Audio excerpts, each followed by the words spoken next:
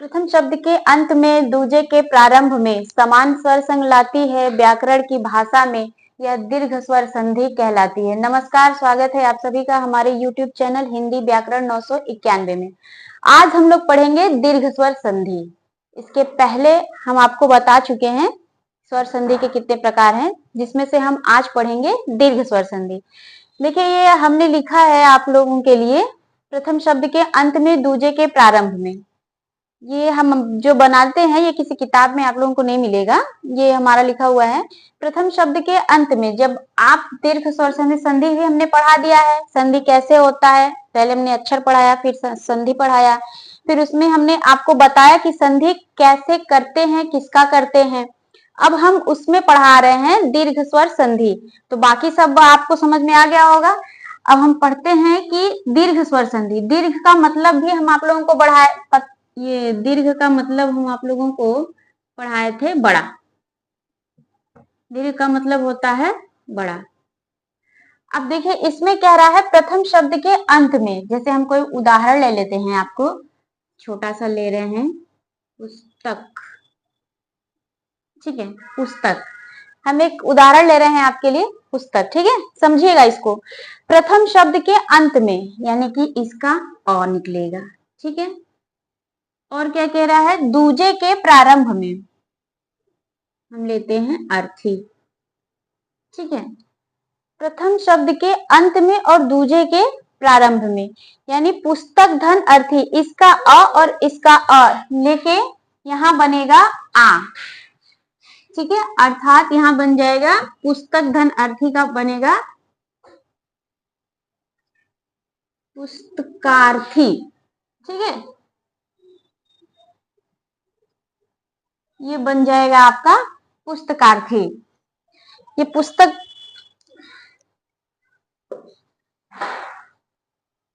ये हम आपको समझने के लिए बता रहे थे। मतलब दीर्घ स्वर संधि किसे कहते हैं? दीर्घ स्वर संधि में क्या होता है कि इसमें जो भी शब्द आएगा दोनों तरफ क्या आता है, स्वर आता है, दोनों तरफ स्वर आता है। मतलब पहले, यदि इसको हम परिभाषित करें तो ये कहेंगे कि पहले शब्द के अंत में ह्रस्व या दीर्घ कोई भी स्वर, ह्रस्व छोटा, दीर्घ बड़ा, कोई भी स्वर आए और दूसरे के प्रारंभ में, पहले का अंत और दूसरे के प्रारंभ में कोई भी स्वर आता है, समान स्वर, जैसे अ प्लस अ, ठीक है, इस तरह से आएगा। अ धन अ बराबर आ, ई बड़ी ई, इधर भी बड़ी ई हो सकता है, इधर छोटी हो सकता है, तब भी ये बड़ी ई होगा। इधर आ हो सकता है, इधर अ हो सकता है, तब भी ये आ होगा। इधर अ और इधर आ होगा, तब भी ये अ होगा। ऊ होगा प्लस ऊ होगा, तब भी ये बड़ा ऊ हो जाएगा। इधर छोटा ऊ, बड़ा ऊ, छोटा ऊ प्लस बड़ा ऊ। मतलब इसमें क्या है, इधर जो भी आते हैं दोनों शब्दों के प्रारंभ और अंत में, तो ये जो होगा वो बड़ा हो जाता है, इसीलिए इसको कहते हैं दीर्घ स्वर संधि। मतलब बड़ी, वो जो अक्षर होता है वो बड़ा, जैसे हम आपको बताए पुस्तक, इसमें से अ और अ, हालांकि ये दोनों अ और अ ही है, ठीक है, ये भी छोटा है, ये भी छोटा है, लेकिन क्या हो रहा है, बड़ा हो जा रहा है, पुस्तकार्थी हो जा रहा है, ठीक है। वैसे ही अगर इधर ई आता है, ई आता है, तो अब देखिए समान स्वर इसलिए कहे हैं, जब आपको हम आगे गुण संधि पढ़ाएंगे तो उसमें बताएंगे कि जैसे आ और ई मिलके क्या हो जाएगा, ए हो जाएगा। ये गुण संधि में आपको पढ़ने को मिलेगा। लेकिन यहाँ क्या हो रहा है, यहाँ समान स्वर, मतलब अ आ रहा है तो अ आएगा या आ आएगा, ई आ रहा है तो ई आएगा।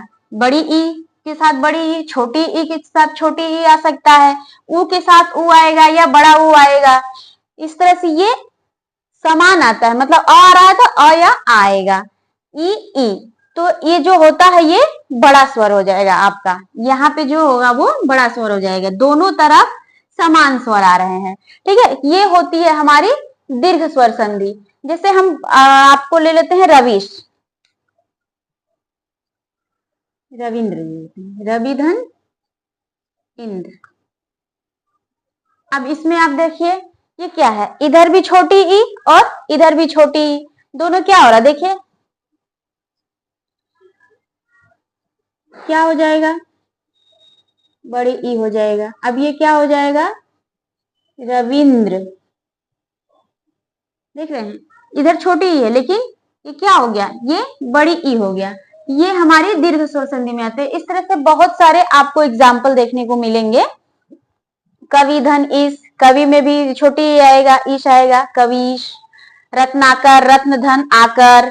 दीपावली, दीपावली हम लोग मनाते हैं जैसे दीपावली, दीप धन अवली। ठीक है, प में से हम अ निकालेंगे और ये अ बराबर क्या हो गया, आ। यहाँ क्या हो जाएगा, दीपावली। क्या हो गया, ये प जो है ये आ हो गया, दीपावली।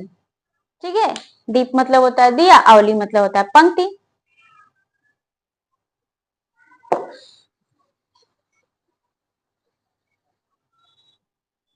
ठीक है, अब हम थोड़ा ई का उदाहरण देख लेते हैं। जैसे हम देखते हैं रजनीश। ठीक है, ये होता है रजनीश। इसमें क्या होता है, रजनी धन ईश। क्या होता है, रजनी धन ईश, ये होता है रजनीश।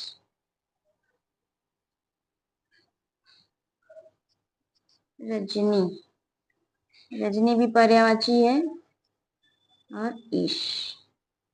ठीक है, अब यहाँ देखिए, इसमें क्या है, बड़ी ई है, इसमें क्या है, बड़ी ई है। दोनों क्या बन रहे हैं, बड़ी ई।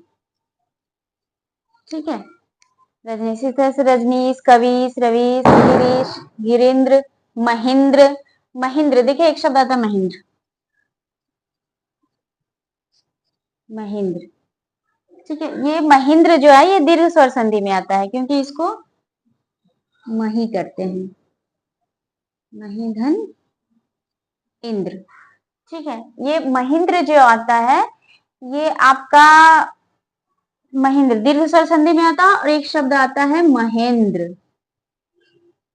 महेंद्र। ठीक है, तो ये आपका गुण स्वर संधि में आएगा। जब हम आपको पढ़ाएंगे तब आपको पढ़ाएंगे। ये आपका हो जाता है महाधन इंद्र। ठीक है, ये गुण संधि में आता है और ये आता है आपका दीर्घ संधि में। ठीक है, उदाहरण देखते हैं ऊ का। ऊ का उदाहरण देख लेते हैं।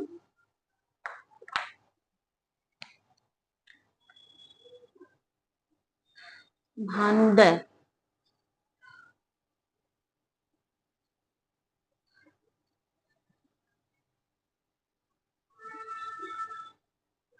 मंजूषा,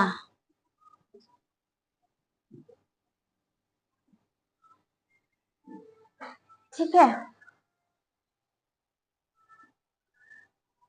इसमें आपको विच्छेद करना होगा तो देखिए कैसे करेंगे। भानु